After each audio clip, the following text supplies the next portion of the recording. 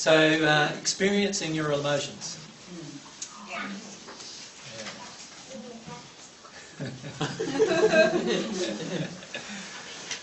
Yeah, what we often do, is we do the first two. We acknowledge that we have them, and we feel those kind of things, but we don't do the experience side. And it's the experience side that clears your soul. And John Bradshaw wrote one thing that I'd have to agree with, and that is that grief is the biggest emotion, and grief is the healing emotion. So in other words, you're going to need to do quite a lot of crying.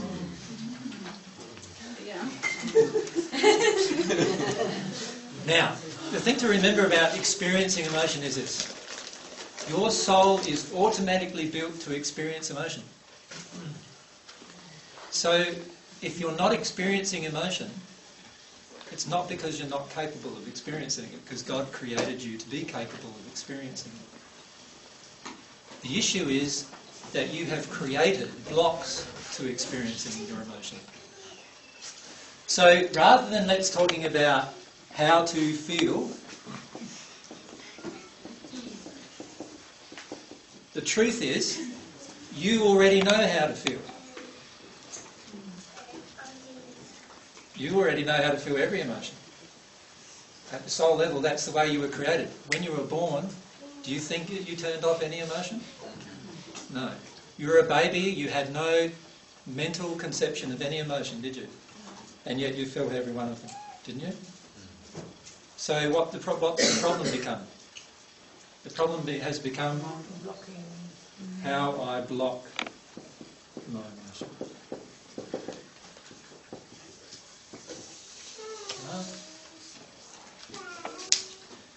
So really what we need to address in order to experience our emotion is all of our fears about why we don't want to experience our emotion.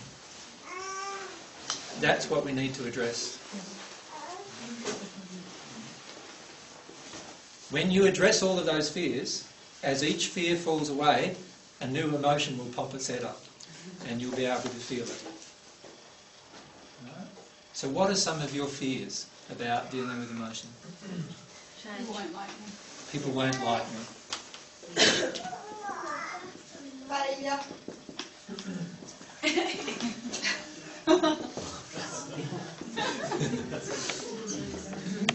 I'll die.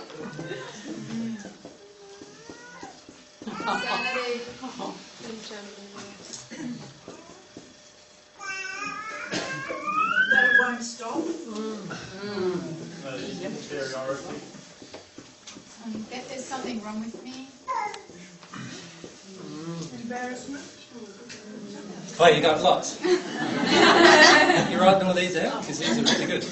These are really good. Embarrassment. Everyone will know and see. Shame. Shame. Fear of shame. Feeling weak. That's actually vulnerable. It'll be too painful. I'll lose control. Yeah. Obviously. Unworthy. All right, can you start seeing what's going on? The reason why we can't feel these emotions is because we've got all of these beliefs. And we think all of these beliefs are true. And maybe at one point in our life they were true. That's all the more reason for us to believe they're true. Right? But the truth is none of those things are true from God's perspective. From God's perspective, all of these things are just fears about our feeling an underlying thing. So what are we afraid of here, really? Rejection. We're afraid of feeling the emotion of nobody wanting us, aren't we? Right? If we believe people won't like me if I feel my emotion, then I'm actually afraid of feeling an underlying emotion. Can you see that? And the underlying emotion is, if people don't like me, I'm actually afraid that nobody will like me at all. There's a feel. So what do I feel right now?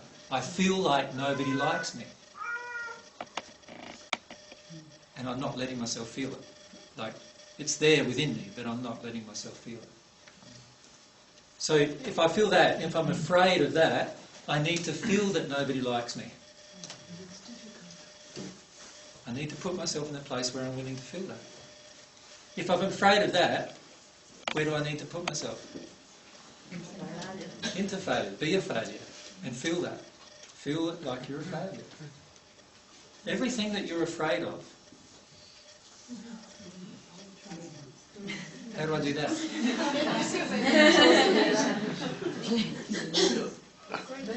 Postpone that one. Sorry, Graham? Don't be afraid of dying. Rather than be frightened, just let it go and say, okay, I'm going to die, I die. Yeah. Let yourself feel like you're going to die. That doesn't sound very frightening. It's like, oh well, I'm going to die, I'm going to die. So you're not really feeling it. You're not really facing emotion. If you let yourself feel that you are dying, right, and put yourself in a position, and usually when we have that emotion, there's usually something that happened in our childhood that caused us to feel like we'll die if we deal with an emotion. So usually there's been some abuse, or there's been some very traumatic event like a car crash, or lots of different events like that, that cause us to be so afraid after that point. I had this one a lot.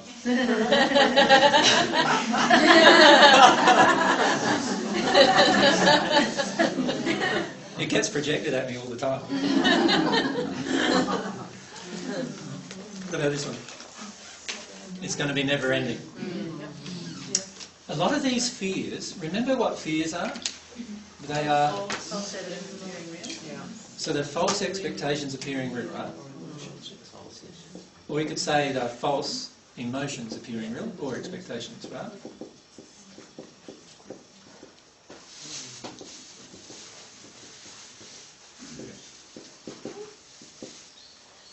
Like, how can I go insane if I'm feeling my causal emotions?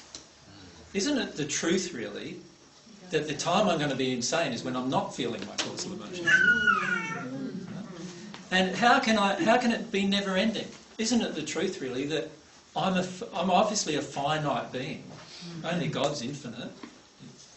Right? So therefore, my emotion must be finite. Doesn't that make sense? Embarrassment. What's that about? Yeah. Making a fool of yourself. So I believe I'm a fool. Right? In my heart I believe I'm a fool, and I'm trying to constantly prove to myself otherwise.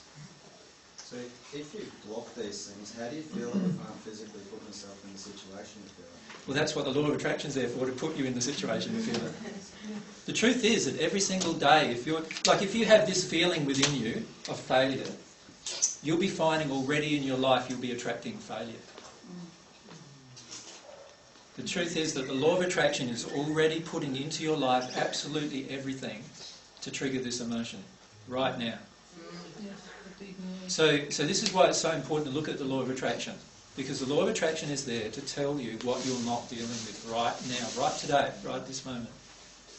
And don't forget, the law of attraction is good at, it has, if we can use the term good and bad connotations, if we can use those terminologies, the law of attraction will bring you everything. You are here today, and that's obviously something that's positive about your law of attraction from your perspective. You're wanting to learn about truth, so did something cause you to be here, listening to this insane man talking about